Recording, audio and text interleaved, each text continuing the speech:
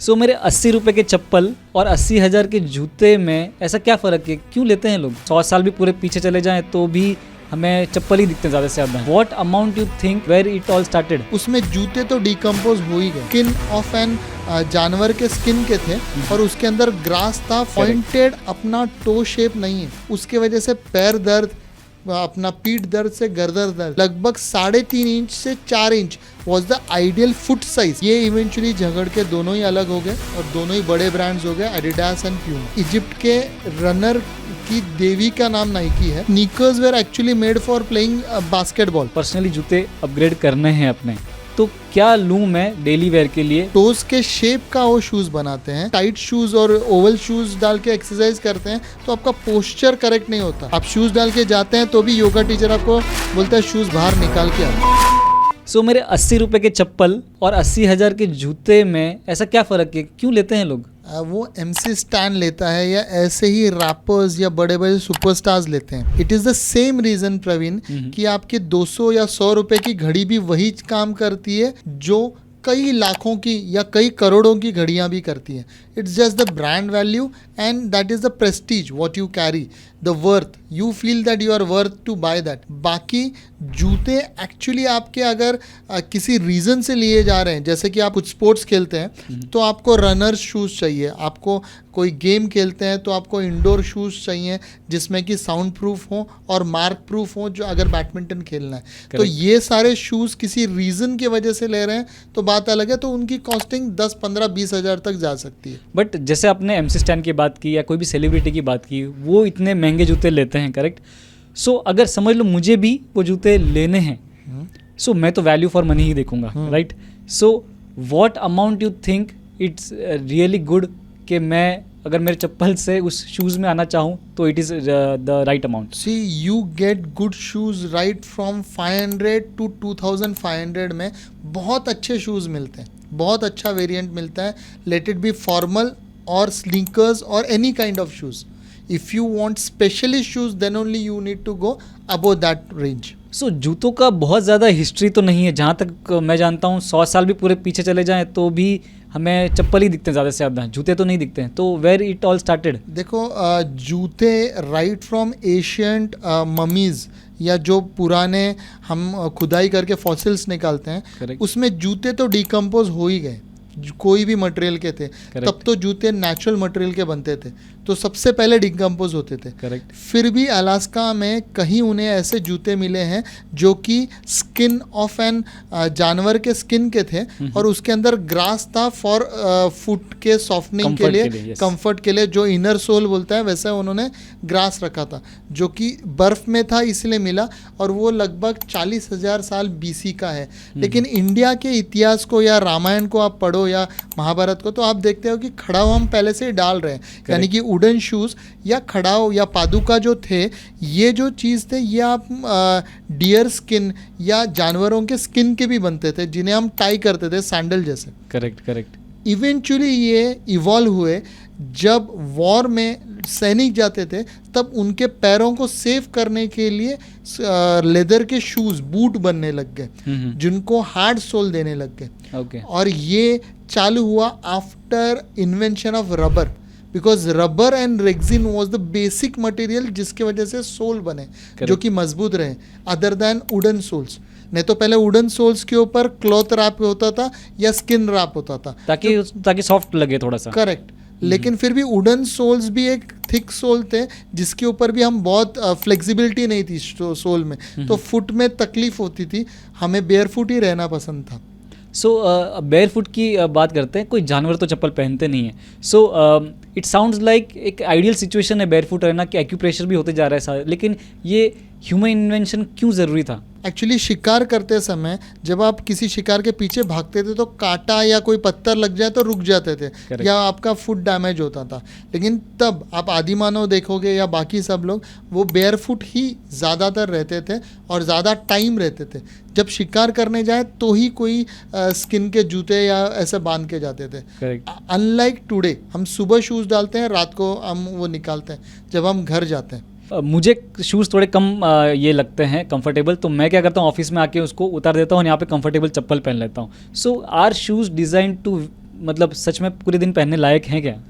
देखो आजकल अक्सर ज़्यादा ऑफिसेज में शूज़ ही फॉर्मल माने जाते हैं, क्योंकि आपके पूरे फॉर्मल अटायर के साथ शूज़ ही जाते हैं सही। और जनरली शूज़ भी पॉइंटेड शूज़ ही फॉर्मल शूज़ माने जाते हैं। करेक्ट, पॉइंटेड अपना टो शेप नहीं है, अपना टो शेप Widespread है, yes. That is like a rectangle, triangle rather Correct, then correct. 3 sides जैसा है। लेकिन ऐसा अगर आपका शू का शेप होगा, यानी कि आगे से अगर ज़्यादा सेमी सर्कुलर राउंड होगा तो दिखने में अट्रैक्टिव नहीं दिखता है, जबकि वो या तो सेमी सर्कल अच्छा दिखता है या तो एक साइड में एकदम नुकीला अच्छा दिखता है। Correct. तो लुक्स के हिसाब से शूज़, जैसे कपड़ों के फैशन है वैसे ही शूज़ को फैशन करने के चक्कर में हमारा टो एक तरफ की ओर बेंड होता है, उसके वजह से पैर दर्द, अपना पीठ दर्द से गर्दन दर्द, सारे डिफॉर्मेशन हो सकते हैं। तो शूज़ जनरली पहले जब बनते थे खड़ाव या स्किन के, उनके आप टो देखेंगे तो वो बेयरफुट जैसे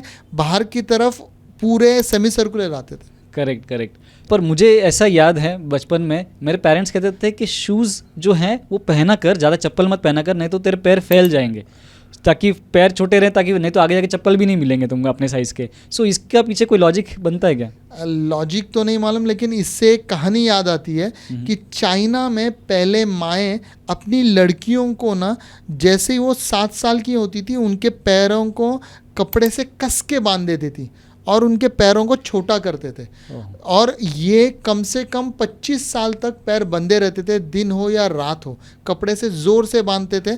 उससे उनकी हड्डियां टूट के फुट डिफॉर्म होके एकदम छोटा, लगभग 3.5 इंच से 4 inch was the ideal foot size, जबकि अपना जबकि उनके फुट का साइज होता है 10 इंच। तो 3.5-4 इंच को वो दबा देते थे और उसमें डालने के लिए एक हाई हील शूज़ स्पेशली बनाते थे, जो कि लकड़ी का होता था और उसके ऊपर क्लॉथ वैप होता था।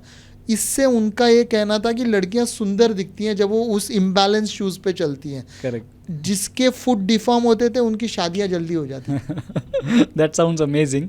लेकिन ये जो शूज़ की हम बात करें जो आजकल इतने महंगे बिकते हैं, ये जो जितने बड़े बड़े ब्रांड्स हैं, इनका जन्म कैसे हुआ? एक्चुअली 19th सेंचुरी के टाइम पे यूएसए में डाजलर ब्रदर्स थे जिन्होंने शूज़ के पहली बार मतलब दुकान खोले जिसमें स्नीकर्स और स्पोर्ट्स शूज़ रखे अलग से, other than that PT shoes. ये इवेंचुअली झगड़ के दोनों ही अलग हो गए और दोनों ही बड़े ब्रांड्स हो गए, एडिडास एंड प्यूमा। ओके। और इनकी देखा देखी नाइकी ने चालू की। नाइकी के जो फाउंडर थे फिल नाइट, वो एक्चुअली एक एथलेटिक रनर थे, तो इसलिए शुरू में उन्होंने रनिंग शूज़ जापान के देखे थे, जो कि उनके सोल्जर्स में उन्होंने देखे थे जो भागने में बहुत कंफर्टेबल थे। वर्ल्ड वॉर 2 में उनके फाउंडर नाइकी के फिल नाइट, वो उन्होंने भी पार्ट लिया था, तब जापान में गए थे वो। तो उनको एक चांस मिला था, वहाँ एक ब्लू रिबन करके बैंड था, उसके 12 जूते लेके आए थे यहाँ पे, ये बता के कि मैं एक शूज़ का डिस्ट्रीब्यूटर हूँ। अच्छा। और यहाँ आके वो हाथों हाथ बिक गए डबल टिबल भाव में। तो उन्होंने उनसे फिर पार्टनरशिप कर ली और ब्लू रिबन नाम से शूज़ बेचने लग गए। इवेंचुअली उन्होंने ये रियलाइज़ किया कि जापान अभी शूज़ देने में आनाकानी कर रहा है, तो उन्होंने उनके कोच बिल बोअरमैन के साथ पार्टनरशिप की। कोच का बहुत सारा अच्छा नॉलेज था with the circle with sports persons, तो उनको हेल्प हुआ कनेक्ट्स के लिए। और वो खुद फिल नाइट एक इनोवेटर थे, तो उन्होंने अच्छे स्पोर्ट्स शूज़ को कॉपी किया उनके और एक नए ब्रांड के बारे में सोचा। तो ब्रांड के बारे में जब सोचा तो उनके माइंड में नाइकी इसीलिए आया कि नाइकी एक्चुअली उसके एक मैराथन रनर थे और इजिप्ट में, जो कि इजिप्ट के रनर की देवी का नाम नाइकी है, तो उसी नाम से उन्होंने नाइकी करके शूज़ रखा। अच्छा। और जो उनका सिंबल है वहाँ आके एक लोकल ग्राफिक आर्टिस्ट थी, उन्होंने दिया जो राइट सिंबल है। करेक्ट। तो उसके ऊपर वो उन्होंने बहुत विश्वास रखते हुए नाइकी स्टोर सब जगह खुल गए और बहुत फेमस हो गए। आज के डेट में तो ये तीनों ही बहुत बड़े ब्रांड्स बन चुके हैं, तो ऐसा कुछ स्पेसिफिक है क्या कि एक नाइकी रनर्स को ही लेना चाहिए, एडिडास सिर्फ एथलीट्स को ही लेना चाहिए, ऐसा कुछ है क्या?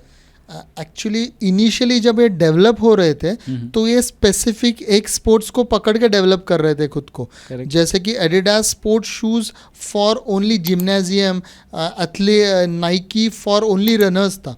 लेकिन इवेंचुअली इन्होंने सब तीनों ब्रांड्स ने ये रियलाइज़ किया कि हमें सारे सेक्टर्स ऑफ शूज़ वेयरिंग में जाना पड़ेगा और इवेंचुअली ये सारे सेक्टर्स के शूज़ को भी ब्यूटीफुल बनाना पड़ेगा ताकि इनसे इंस्पायर होकर नॉर्मल आदमी भी ले, क्योंकि sneakers were actually made for playing basketball, Correct. But आज के तारीख में हर एक के पास, हर स्पोर्ट्समैन के पास, रैपर के पास, एक्टर के पास और हमारे तुम्हारे पास भी स्नीकर्स है. Whether as we need not have a jump and throw that ball into nets and everything. So एक लास्ट सवाल पूछता हूँ आपसे. अगर पर्सनली जूते अपग्रेड करने हैं अपने, तो क्या लूँ मैं डेली वेयर के लिए जो कि जेन्युइनली वैल्यू फॉर मनी हो? अगर आप बाहर जाते हो तो there is a brand call barefoot, जिसमें आपके टोज के शेप का वो शूज़ बनाते हैं. Correct. उसकी आज के तारीख में सोल भी थोड़ी अच्छी आने लग गई है, यानी कि थिक सोल आई है विद रेक्सिन. सो वो वाला आप शूज़ का ब्रांड ले सकते हो. थोड़ा महंगा है, नॉट 80,000 का, लेकिन 8,000 के आसपास के हैं वो शूज़, या उससे थोड़े ऊपर, तो वो शूज़ ले सकते हो.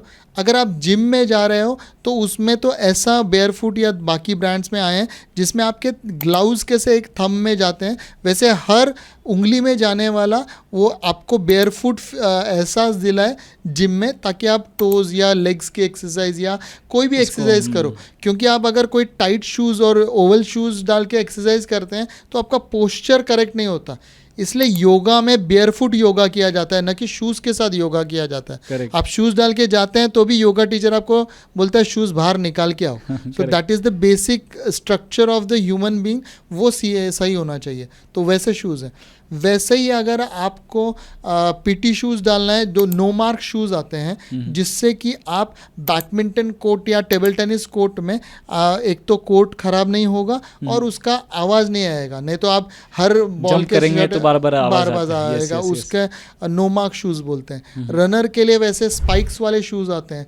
क्रिकेट में बॉलर के लिए अलग स्पाइक्स वाले शूज़ आते हैं, जिनके स्पाइक्स के शेप अलग होते हैं, शू का शेप अलग होता है. Correct. तो हर एक के लिए अपने अलग अलग कैटेगरी के शूज़ हैं. और ये तीनों ब्रांड्स, बड़े ब्रांड्स या सारे ब्रांड्स अभी सब बना रहे हैं. कुछ ही ब्रांड्स हैं जो कि कोई एक स्पेसिफिक चीज़ को लेके चल रहे हैं, जैसे फॉर्मल शूज़, एथलेटिक शूज़ या barefoot shoes. Correct, amazing. So आज का वीडियो काफ़ी ही इन्फॉर्मेशन वाला रहा है. आपको भी जूतों के बारे में या उसके एग्जिस्टेंस के बारे में कोई भी सवाल हो तो हमें कमेंट्स में बताइए. We will try to definitely answer them. और ऐसे ही डिज़ाइन रिलेटेड टॉपिक को देखते रहने के लिए फॉलो करते रहिए अनडिज़ाइन को.